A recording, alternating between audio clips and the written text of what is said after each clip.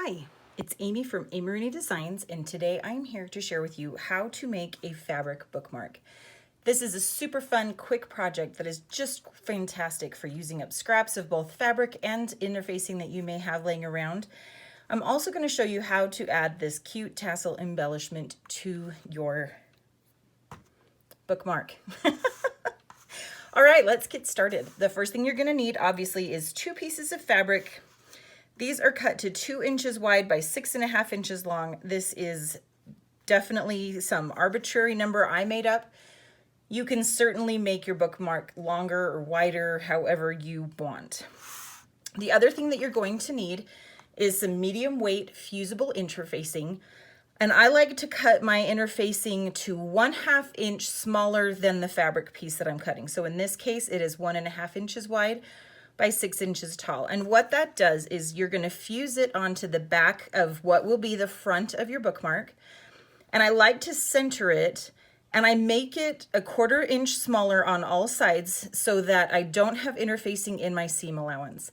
It does a couple of things. One, it helps me to shape my bookmark how I want, since this seam allowance is easy to fold over onto and around the interfacing. And then also it reduces the bulk in the corners and in the seam allowances and allows me to press my edges nice and neat when I do that. So fuse your interfacing to the wrong side of the front of your bookmark, and you will want to make sure that you're following the manufacturer's instructions on that process to make sure if you need steam or no steam, what heat setting you need, to make sure that you get that fused as well as you possibly can.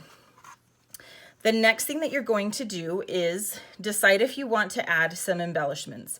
I have done some raw edge applique here. I have included the star on this one, as well as some hearts that you can use in the pattern. If you go over to my blog, I have the written directions there, but if you sign up for my newsletter, you will receive the printable version of this pattern that includes the shapes that I am using to embellish my fabric bookmarks. You trace it onto the wrong side of your fusible interfacing. Make sure that it is, excuse me, this is not fusible interfacing. This is fusible adhesive. So this is Heat and Bond. Use a sewable version. So this is Heat and Bond Light. You can use Heat and Bond Feather Light. There are a couple of other products out there that do the same thing. So you need a fusible web or fusible adhesive, and it needs to be something you can sew through. So you will trace it on there. You'll cut it out of the shape. You'll cut around the shape, excuse me. And then you will take that and fuse it to the wrong side of whatever fabric you're going to use to do your applique. And then you will cut out your shape, peel away the paper backing, and then fuse it into place. Again, you want to follow the manufacturer's directions for whatever fusible adhesive you were using to make sure that, again, you have your temperature, steam, and everything like that settings all right. And then once it's fused into place, I like to sew around it. I prefer the look of a straight stitch, but you could totally use a zigzag stitch or a specialty stitch on your machine, whatever you like. Once you have your applique down, or if you're not going to do your applique, the next step is to decide if you want to add a tassel, or you could do another kind of embellishment like adding some ribbon. So this black and white one, I could take some gingham ribbon and I would just fold it in half and make sure that it's pointing towards the inside so that that would come up to the top. Or if you want to add a tassel like I am here, then what you're going to need is some yarn, thin yarn. This is cotton chunky thread from Lori Holt is what I'm using for these tassels, but you can use any kind of crochet yarn. You could use thicker yarn if you like. And what I have found is that it's easiest to just cut a little loop. So you're going to cut maybe 3 inches or less of your yarn, and then you're going to fold it in half. And then you want to have your loop going towards the inside of your bookmark and have them come together at the center of that bookmark. So I would use a ruler or whatever, make sure I have that positioned where I want it. And then you want to, as you are accounting for the length of this, I like to go about 3/4 of an inch from the top. You have a little play in the length there. However long you make it is how long your tassel is going to hang away from your bookmark. So I like to give it a little bit of room and a little bit of play so that my bookmark can be inside the book and the tassel has a little bit of give to hang over the top of the book. But I do like to have the ends sticking out past the seam allowance, past the fabric on here as I'm positioning it, just so that I can make sure as I sew over it that things stay straight and where I want them to be. It's just easier as you're going around. Once you have it in place where you like, so again, that's 3/4 of an inch, make sure that you're keeping in mind your seam allowance here. So if you're trying to keep it short because you want your tassel nice and close and tight, that you account for a 1/4 inch seam allowance at the top. So don't make this 1/4 of an inch away, you know, your loop 1/4 of an inch away from the edge, or you're gonna lose it all in your seam allowance. All right, position your loop.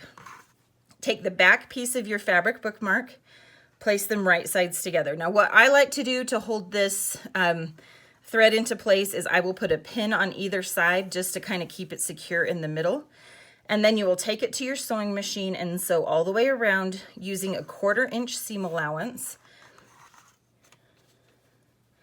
just like you can see here. I don't know if you can see.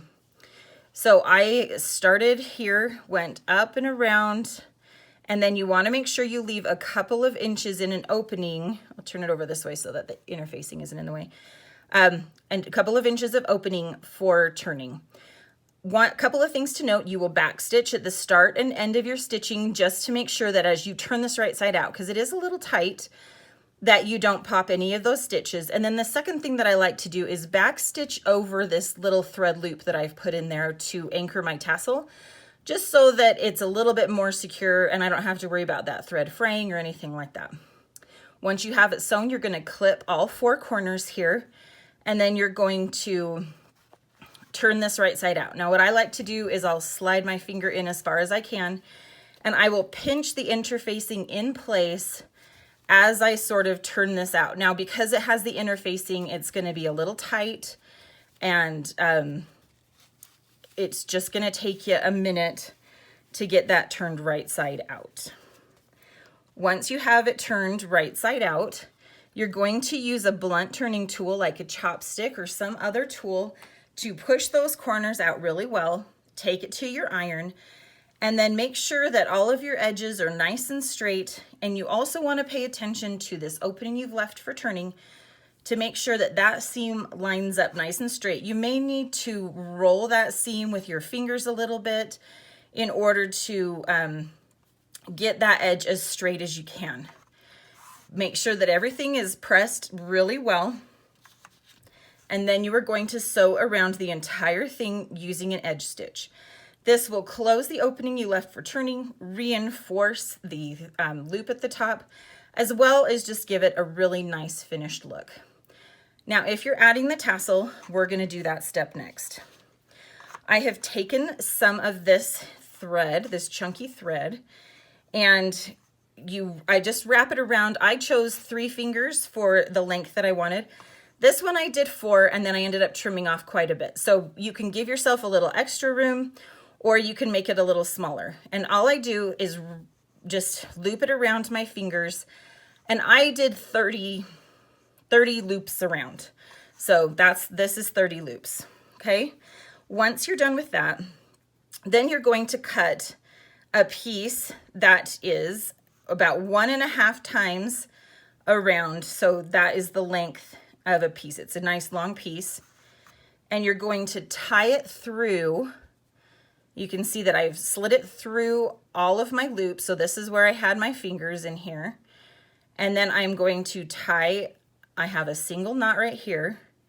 And then I'm going to bring my bookmark up here, put one end of this tie through that loop, and then I am going to tie it a couple more times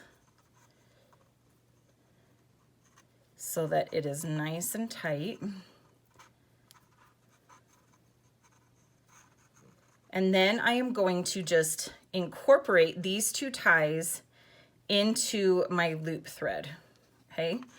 I'm going to bring all of these ends of my loop together to kind of create the head of my tassel. And then I am going to take another piece of this this chunky thread, and I'm going to cut this a little bit longer, maybe 12 inches, 14 inches, and I'm going to create kind of the neck on my tassel. So I'm going to choose about how big I want the head to be. I'm going to give myself a tail here so that I can tie a knot at the end. And then I am just going to start wrapping around the top of my tassel. And I'm going to do it 5 or 6 times. I want it to have a nice thick band there. And you want it nice and tight so it won't slide off. And then again, I'm going to tie a double knot. Now you can put this knot up at the top of the neck here, and then use like a crochet hook to pull those threads down. But I like to just stick it kind of at the bottom of that neck. I'm going to loosen this up a little. And so then I'll have my knot at the bottom, and then you see it kind of just disappears under the neck. So I am going to tie it nice and tight, do a double knot there, and then I'm going to bring all of these threads down, and then I'm going to use my scissors, and I'm just going to cut all of my loops here. And then once my loops are all cut, if you are using the center, like of a skein of thread or something, and these are all kind of wavy and crooked, you can take it to your iron and use the steam to kind of coax those threads a little straighter. But once I get these kind of all combed out and shaped the way I like, then I will come back again with another pair of scissors, and I am just going to give it a little bit of a haircut so that the strings are pretty straight. And there you have your tassel on your fabric bookmark. These are so fun and easy to sew, would make great gifts, perfect for back to school. You could make up a bunch for Christmas or Valentine's Day as a classroom gift. Again, it's a super easy, great way to use up your fabric scraps.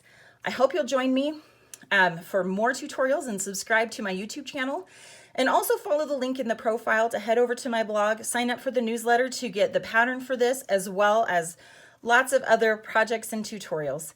Thank you for joining me, and happy sewing.